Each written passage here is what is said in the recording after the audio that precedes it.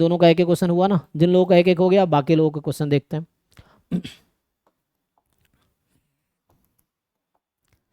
मैंने भेजा था। हाँ, तो वन बाय वन करते हैं, जिन्होंने पहले भेजा उनका देखते हैं पहले। हाँ जी, प्रियांशु बताओ तो।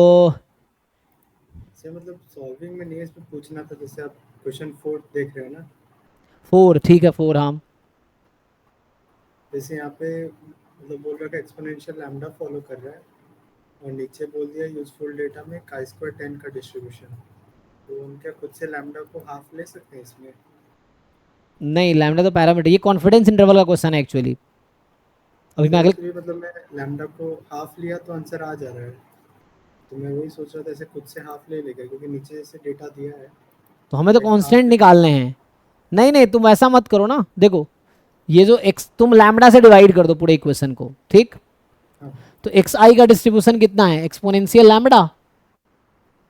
तो लैम्डा से डिवाइड करो, तो एक्स आई अपॉन लैम्डा का डिस्ट्रीब्यूशन क्या होगा। तो ये कौन सा वाला एक्सपोनेंशियल, ये भी देख लो। वो देखना पड़ेगा 2009 वाले पेपर में कौन सा वाला एक्सपोनेंशियल है।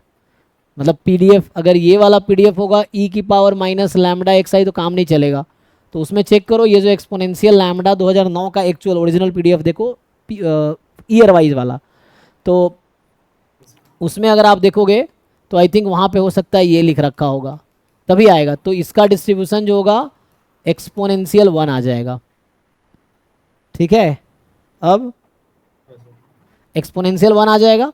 और अगर मैं इसको टू से मल्टीप्लाई कर दूं, two x i upon lambda, जैसे मैंने लैम्डा से डिवाइड किया गायब हो गया, तो ये आ जाएगा एक्सपोनेंशियल, कितना आएगा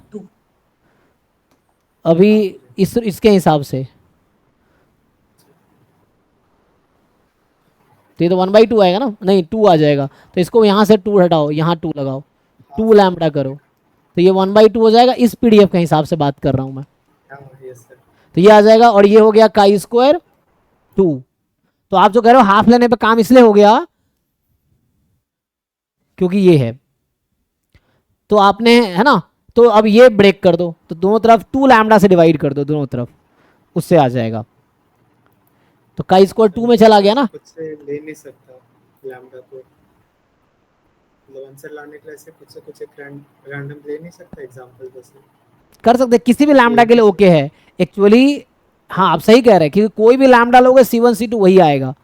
तो आप हाफ ले लिए तब भी वही, वन बाई फोर लेते तब भी आंसर वही आना चाहिए, डिफरेंस मतलब आएगा। ऐसे कर सकते हैं ना जैसे आप बोलते थे एग्जांपल। हाँ हाँ एग्जैक्टली, आप कोई भी लैम्डा लेंगे आंसर सेम आएगा, आप हाफ रख के तब भी सेम आंसर आएगा, कुछ और लैम्डा लेंगे तब भी सेम आंसर आएगा। क्योंकि ये इन जनरल क्वेश्चन है, इसको लैम्डा से मतलब नहीं है फाइनल आंसर को। तो इसका मतलब लैम्डा कुछ भी पुट करेंगे तो आंसर सेम ही रहेगा। हाँ, तो आप जो सोच रहे हैं सही सोच रहे हैं, वो सेम ही आंसर रहेगा। ठीक है। और सर नेक्स्ट क्वेश्चन में मतलब आप देखिए। ये तो क्लास में सब काहे नहीं पूछते हो, क्लास में पूछोगे बाकी लोगों का ही फायदा हो जाएगा इससे। जैसे अभी आपका हो गया होगा, दिक्कत क्या है ना, ये क्वेश्चन जो आप पूछ रहे हो कल यही अमन पूछेगा, पर वर्ष मतलब इस तरह से 50 बच्चे ना एक ही क्वेश्चन को 50 बार पूछेंगे। एक बार क्लास में करा क्लास में देंगे तो तो। पूछ रहा हूँ। हम्म। क्लास ही तो है। ये सब क्लास में पूछते ना, कल पूछो ये क्वेश्चन 17-20, कल पूछो, कल 6 to 8 क्लास होगी ना, तो जैसे पहले। मतलब सॉल्विंग में डाउट नहीं है मेरे हाँ को, लाइक पूछ रहे थे यहाँ एक्साइड पॉइसो है, तो एस स्क्वायर जो है हम उसमें वो कर सकते हैं कि n minus one square by sigma square का स्क्वायर हो जाए, मतलब का स्क्वायर जो नहीं होता नहीं, है। वो मत करो, तो नॉर्मल में होता है, ये यहाँ थोड़ी होता है, नॉर्मल में होता है वो। तो यहाँ सिंपल है भाई, यू एम यू ई क्या आता है लैम्डा का, पॉइसन में, पॉइसन लैम्डा में लैम्डा का यू एम भी यू ई क्या है, फिर एक्स बार वैसे एक्स हो बार है, जाएगा। तो एक्स बार का सबसे कम वेरिएंस होगा, तो डी ऑप्शन। जैसे मैं ऐसे इन जनरल के लिए पूछ रहा था कि अगर कोई और डिस्ट्रीब्यूशन देता है नहीं, तो एन जरूरी माइनस नहीं वन है। तो n minus one s square by sigma square का distribution chi square n minus one सिर्फ तभी है जब नॉर्मल डिस्ट्रीब्यूशन होगा, बाकी जगह नहीं है। अगर एन लार्ज दिया होता तो हम हाँ, क्या कर अप्रोक्सीमेट सकते कर थे? सकते हैं फिर उस, अगर लार्ज है एन, तो फिर वो अप्रोक्सीमेट हो जाएगा नॉर्मल पे, है ना, पॉइजन का नॉर्मल में अप्रोक्सीमेट कर पाएंगे। N minus one s square by sigma square, हाँ फिर हो सकता है उसमें अगर वैसा है तो। क्योंकि जब हम लार्ज लेंगे तो सेंट्रल लिमिट थ्योरम से या अप्रोक्सीमेशन से वो नॉर्मल बन जाएगा, देन अप्लाई किया जा सकता है। जैसे क्योंकि उससे इजी हो जाता है ना, का स्क्वायर का वेरिएंस कर दो फिर लेकिन उसकी कुछ ज़रूरत नहीं, ढूंढने। इतना क्वेश्चन में सोचने की ज़रूरत ही नहीं है। हमें पता है कि एक्स बार एस स्क्वायर दोनों अनबायस एस्टिमेटर है, x bar u m u है, तो एक्स बार का वेरिएंस सबसे कम होगा और यू एम यू यूनिक होता है, तो बी ऑप्शन गलत हो गया, डी ऑप्शन सही है। वेरिएंस एक्स बार अटेन क्रैमर रूल में ये चेक करना पड़ेगा, आई थिंक ये ऐसा आएगा, C is yes, so A C D सही है, बी गलत है बस, क्योंकि दो एस्टिमेटर का, टू अनबायस एस्टिमेटर का वेरिएंस इक्वल आ रहा है और दोनों यू एम यू है, तो ये कॉन्ट्राडिक्शन है। तो इसका एक रिजल्ट ये होगा कि दोनों इक्वल हो जाएगा, फिर तभी पॉसिबल है, वरना पॉसिबल नहीं है। मतलब टू डिफरेंट अनबायस एस्टिमेटर जो दोनों यू एम यू है, तो वेरिएंस अगर इक्वल हो रहा है तो इसका मतलब है कि दोनों यू एम यू है, तो इसका मतलब ये होगा कि दोनों इक्वल है, डिस्टिंक्ट नहीं हो सकता। तो एक्स बार और एस स्क्वायर दोनों यू एम यू नहीं हो सकता, कोई एक ही होगा, और वो एक्स बार है, तो एस स्क्वायर अनबायस जरूर है, यू एम यू ही नहीं है। बाकी बताओ।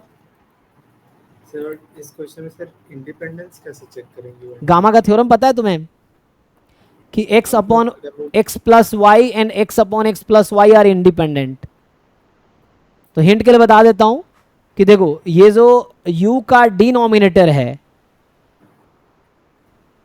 या छोड़ा, v का जो डिनोमिनेटर है वो पूरा u से इंडिपेंडेंट है, v का डिनोमिनेटर पूरे u से इंडिपेंडेंट है। वो थ्योरम है गामा डिस्ट्रीब्यूशन में, ये काई स्क्वायर बनेगा, काई स्क्वायर को गामा लिख पाएंगे हम, और गामा में थ्योरम है कि x plus y and x upon x plus y are independent. अगर x गामा अल्फा बीटा है, alpha 1 beta, y is the gamma alpha 2 beta, then x plus y and x upon x plus y are independent. तो उस logic से पूरा u denominator v के denominator से independent हो गया, और v का जो न्यूमरेटर है वो पूरे u से इंडिपेंडेंट है। उसकी वजह यह है कि xi पहली बात नॉर्मल है, तुम कोवेरिएंस निकालोगे x1 का x2 माइनस x3 से 0 आएगा, नॉर्मल में इफ एंड ओनली इफ होता है, तो independent x1 x2 minus x3 से इंडिपेंडेंट हो गया।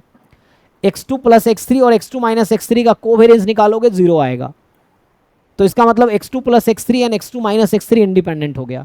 तो जो पूरा u है वो v के न्यूमरेटर से इंडिपेंडेंट है, v मतलब u v के डिनोमिनेटर से इंडिपेंडेंट है, एंड u इज मतलब v का न्यूमरेटर u से इंडिपेंडेंट है, v का डिनोमिनेटर u से इंडिपेंडेंट है, तो u भी पूरा इंडिपेंडेंट हो गया।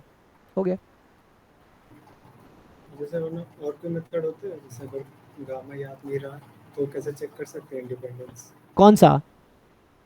मतलब इसी में अगर अब तो समझ आ गया, जैसे आप गामा लगा दिए कि x अपॉन y और x upon y plus z वो सब जो होता है इंडिपेंडेंट होता है। तो जोर से बोलो, मुझे समझ नहीं आ रहा क्या बोल रहे हो तुम। हेलो, हाँ हाँ, माइक के पास आके जोर से बोलो थोड़ा। सिलेक्ट में कह रहा था अगर ये नहीं आए तो हम लोग, और कोई तरीका है चेक करने का इंडिपेंडेंस? देखो, या तो थ्योरम है, थ्योरम नहीं है तो प्रूफ लिखो। प्रूफ कैसे लिखोगे? यूवी का ज्वाइंट निकालो, दिखाओ कि यूवी का ज्वाइंट प्रोडक्ट ऑफ मार्जिनल्स है ना, तो वही तरीका डेफिनेशन है। थ्योरम इसलिए बनाया गया ना कि हमारी हेल्प के लिए, थ्योरम्स हमारे हेल्प के लिए है, तो थ्योरम से क्या होगा कि चीज़ें आसान हो जाएगी, इसीलिए। नहीं तो फिर प्रूफ करना पड़ेगा, जो थ्योरम का प्रूफ लिखते हैं लोग, ये बुक में लिखा रहता है, वही प्रूफ आपको लिखने पड़ेंगे। ये है सेम चीज़। Okay sir.